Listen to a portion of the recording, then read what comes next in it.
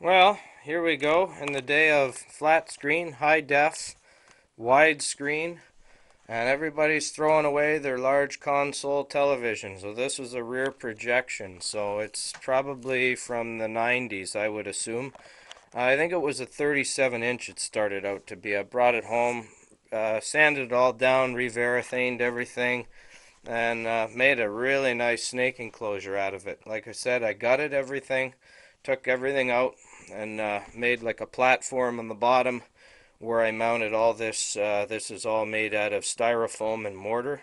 It's hard as a rock. That stump comes out for cleaning, and then there's all these little tree roots and this rock that doesn't come out. But everything else does. All the branches, all the greenery comes out for cleaning. I added sliding glass doors. They're tempered glass. And down here where the speakers were, I put a piano hinge on here, and this opens up. There's where one speaker was. I closed it in.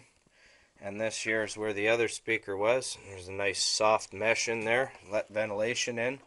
And under here, you don't think you'll be able to see it. It's pretty dark. There's a hole there. Yeah, you can't see it. There's a hole there, and there's a hole under this stump. Both holes lead down to this area here, where I will have probably 6-7 inches of substrate, so they can really get a sense that they're going underground and burrowing down into the substrate, or laying eggs, or whatever is be a good spot for all that, or just getting away when you're going to molt and you want to hide. This would be the place to do it. It's pitch black down there. It'll be warm, but it'll be nice and dark. There'll be a water bowl on this side too. Something large. They're big enough they can soak in. I'm going to anchor it to the wall so it can't tip or spill.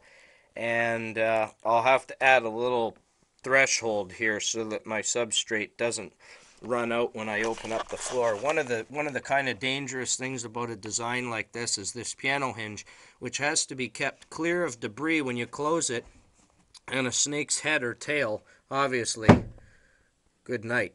I mean, that would kill a snake or seriously harm it. So we want to make sure that doesn't happen. So I want to add like a 2x4, a stud right along here, just to keep this area from being accessible to them. So that's one thing that I still have to do. I also have to add, I'm going to add a couple of little latches so that it stays closed. Actually, they'll be going down here because that's where it opens and closes. Down here, I'll put a little barrel bolt at each end. And I have to put the doors on. There's some nice oak doors that go on here. I haven't got them sanded and re-varathaned yet, so that's why they're not on. And obviously a little bit of substrate to bury, about half bury this.